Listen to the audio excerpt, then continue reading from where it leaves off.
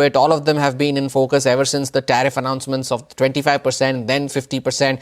And we are now being joined to discuss the current status and what are the steps being taken by the industry to navigate this. We are now being joined by Divya Kumar Gulati, the chairman of CLFMA India, and Sandeep P, the director at CareEdge Ratings. Gentlemen, good morning. Thank you for joining in. I'll start off with you first, Mr. Gulati. There have been enough and more reports that have mentioned that the shrimp feed exports, which was a core US export first, has now found other markets beyond the US, in the European Union, in countries like China and Vietnam and so forth. What is the current status with regards to shrimp feed demand for exports besides the US markets? And if you could also tell us what's happening with US exports currently as well. Okay, thank you for having me. At least now the people have realized that how important this sector is feeding the people of India. Okay, let me start with some statistics. India approximately exports around $4.8 billion worth of shrimps to the world, out of which $2.5 billion is alone to the US. India produces approximately 1 million metric ton of shrimps annually.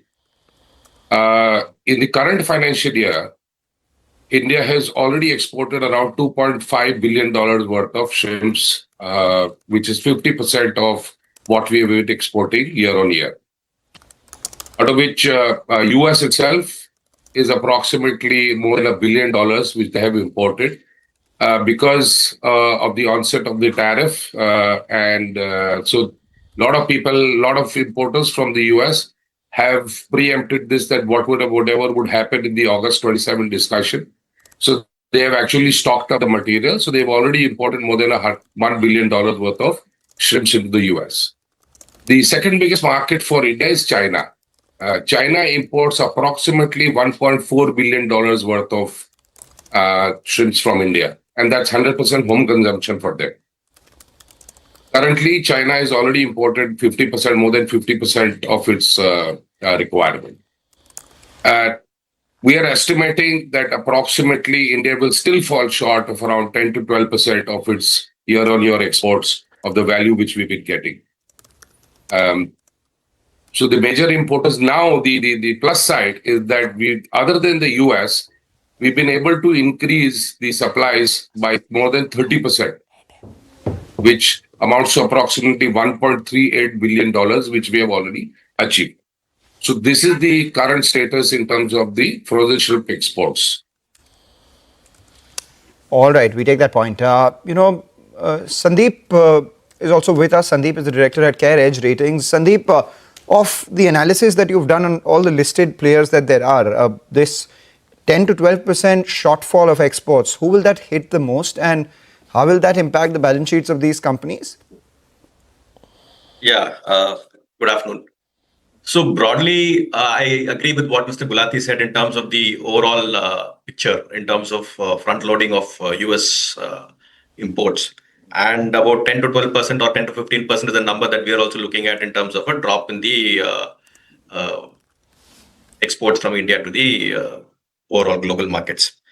Listed players in this space are pretty limited. There are only a few players in the feed industry. What we are talking about is here shrimp exports, direct shrimp exports. So most of them are the unlisted players. There are a few who have kind of been able to manage it because of the diversification benefits.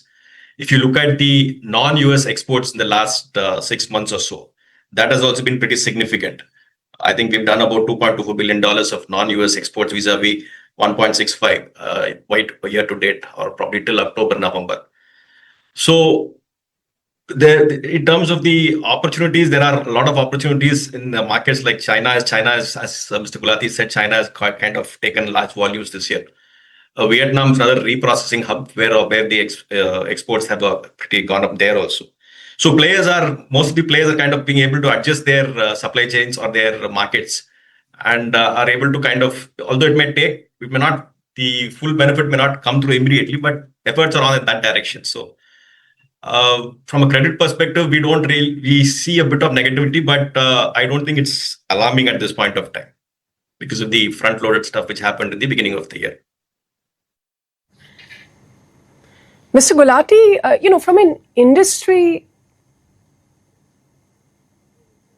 That was Satya Nadella there. Let's go back to our conversation with Mr. Gulati and Sandeep. Gentlemen, thank you for waiting by. Mr. Gulati, just to take forward Ritu's question, as an industry, what are the steps that you all are currently taking to ensure that this 10 to 12% shortfall doesn't affect a lot, does not have a very major impact on the exporters?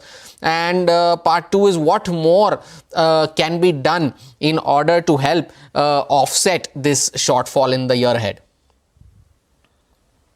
There are three steps which we can take. First is to, because we are solely dependent on exports for this sector, is to, like we've signed the FTA with Russia, we've signed the FTA with EU.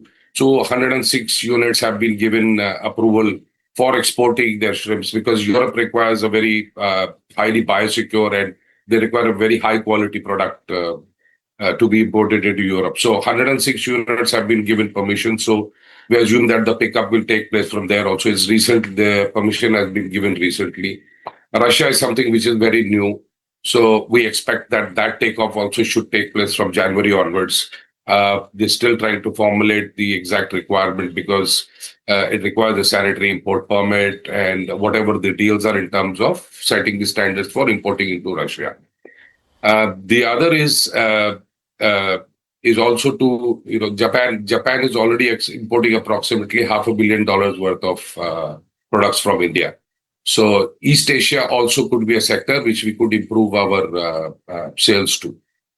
Now, what's happening is that Vietnam imports a lot of shrimps from India, and they do a value add and then re-export to the various parts of the world. So if there is a shortfall of the Indian shrimps, which is going into the US, a value addition can be created through Vietnam and then exported to the US.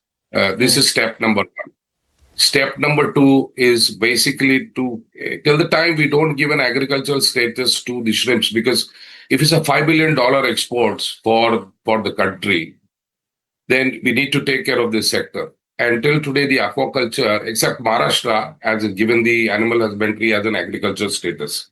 Now, what agricultural status does is that it gives you, the credit, the insurance, and all the benefits of being in the agriculture sector. Mr. Gulati and Sandeep, thank you so much for joining in. Sorry to cut you in right now. Running short on time, not out of questions. So we'll do this discussion on another day, maybe perhaps when we have some more clarity on the trade deal. Let's, on that note, take a short break, come back. On the other side, we get you more on the markets, a lot of stock-specific action, and a little more.